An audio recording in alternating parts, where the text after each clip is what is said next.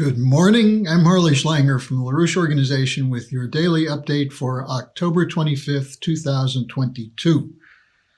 I want to give you some background on these stories in the Western media which allege that President Putin has threatened to use nuclear weapons. The argument is that he's desperate. He's losing the war in Ukraine. He's a barbaric maniac, and therefore he's likely to try to shift the momentum in the war by using nuclear weapons. Now, this is, at the same time, they're hyping Ukrainian military victories. And a large part of this is to keep the weapons flowing to Ukraine. The stories of the Russians losing are greatly exaggerated. This is going to be a long war unless there's a negotiated settlement with a lot more destruction, but an increasing tendency towards an escalation up to and including the possibility of nuclear weapons. Now, what is it that Putin actually said? And by the way, when I say hyping to get more money for Ukraine, there are reports that the Biden administration will ask for another $50 billion during the lame duck session after the November election, the midterm election. So this is real. They are trying to escalate and continue. Now, what Putin really said is that if their security and sovereignty is threatened, if their existence as a nation is threatened with an existential threat, life or death, then they will use everything at their disposal. Now, is that a threat to use nuclear weapons? Well, do you know that's the same language, virtually the same language, that's in the U.S. Nuclear Posture Review of the National Strategic Document. So is that a threat that the U.S. will use nukes? Well, Putin has amplified this by saying that the Russians still consider nuclear weapons only as a deterrent. That is, that they would stick to the no first use commitment. This is a reflection of long-term negotiations between the United States and the Soviet Union and then Russia, going back to the famous Geneva summit in 1985 of Ronald Reagan and Gorbachev, where they stated, quote, "A nuclear war cannot be won and must never be fought," unquote.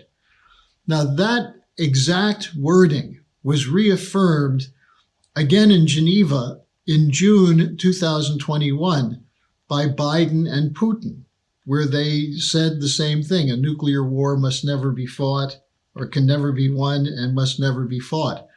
The same statement was reaffirmed shortly after that by Putin and Xi Jinping. At that time, the French and the British were not willing to sign on to that. But then on January 3rd, 2022, the five major nuclear powers, the US, Russia, China, France, and the UK, all signed that statement, once again committing to the idea that a nuclear war cannot be won and must never be fought. But let's go back a little bit and take a closer look at US nuclear policy. Under George W. Bush, Dick Cheney, and the influence of the neocons, in 2002, there was a change in U.S. nuclear policy, which said that the United States does not preclude the first use of nuclear weapons. Now, this was then amplified and changed further. In March of this year, that is after the Russian special military operation was launched in Ukraine, according to the U.S. Congressional Research Service, a report titled U.S. Nuclear Weapons Policy Considering No First Use, it says that the U.S., since the end of the Cold War, has modified its declaratory policy to reduce the apparent role of nuclear weapons in U.S. national security, but has not declared that it would not use them first. That's the language in this report. It has not declared that it would not use them first. In the 2010 Nuclear Posture Review report, the Obama administration stated that the United States would only consider the use of nuclear weapons in extreme circumstances. But the administration was not prepared to state that the sole purpose of U.S. nuclear weapons was to deter nuclear attack, because it could envision a narrow range of contingencies where nuclear weapons might play a role in deterring conventional, chemical, or biological attacks, unquote. Fast forward to 2022. This is the U.S. policy. The idea that preemptive nuclear strikes are part of U.S. nuclear doctrine. Now, keep in mind, which is the only nation that's ever used nuclear weapons? It's the United States. Which nation has withdrawn from the nuclear arms agreements that were made in the 70s and the 1980s? It's the United States. So why is this brief review so necessary? Well, the Russian defense minister put out a warning on Saturday and Sunday, that they have evidence that Ukraine is building and preparing to detonate a dirty bomb and then blame Russia for it. Now, the Ukrainians and NATO immediately came out and said, no, it's Russia's policy. They're the ones who are going to use a dirty bomb and claim it as a false flag against the West. Now, this is typical of hybrid warfare. Try to control the narrative. And we've seen the absurd lengths that they've gone, trying to blame Russia for the sabotage of Russia's own gas pipelines, the Nord Stream pipelines. How often has the U.S. and NATO used lies to justify military aggression? The bombing of Serbia in the late 1990s, the Afghan war, the targeting of Iraq, Libya, Syria. The U.S. and NATO have repeatedly made up justifications to use their military against nations. Now, why do they do this? This is the idea of the sole superpower defending the so-called rules-based order. The idea of the neocons and the neoliberals, that after the collapse of the Soviet Union, there's only one model that's acceptable, and that's the Western neoliberal model of deregulation, of global policy defined by no sovereign government can stand in the way of the supranational institutions. And if you get in the way, the neocons will come after you with full military attack. In other words, the rules-based order is our way or the highway to hell. And as Bush said, you're either for us or against us. Now, reality is that time is not on the side of NATO right now. The Russians are in the midst of a mobilization. The Ukraine has lost many troops. Their infrastructure is being badly damaged by the recent Russian attacks, which followed Western targeting of Russian infrastructure. NATO is reportedly to be running out of weapons. In the United Kingdom, with the financial crisis, they're talking about perhaps cutting back the shipment of arms to Ukraine. And more importantly, the population in NATO countries is running out of patience. There are shortages of food and fuel. There's inflation.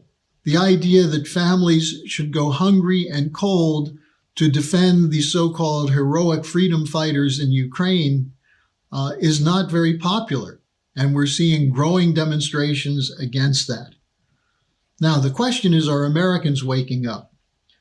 Well, the fear of the red wave in the midterm election, that Republicans will take back the House and the Senate, has been expressed quite openly by Democratic strategists, candidates, and media. And what they're saying is that it's not just the failure of the Biden administration to do anything, but especially the anger building up in a period of financial crisis of giving $60 billion and maybe another $50 billion to fight a war that's not in the interests of most Americans. Until now, there's been strong bipartisan support in the Congress for this war. Will that change? Well, we see the Republican House leader, Kevin McCarthy, stating that there may no longer be a blank check for Biden for the war after the election. And here's something really quite interesting. Yesterday, 30 House Democrats sent a letter to Biden calling for direct negotiations with Russia to end the war. I wonder why that happened, because until yesterday, those Democrats, many of whom were part of the Progressive Caucus, the Squad, and so on, had been completely supporting Biden in his effort to weaken Russia.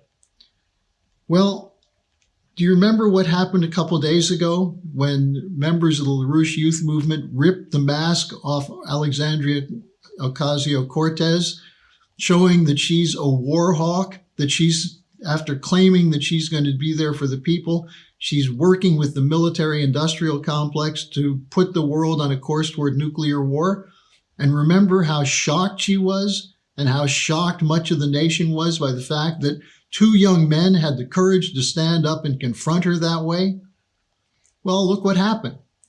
They produced a letter saying the war should end.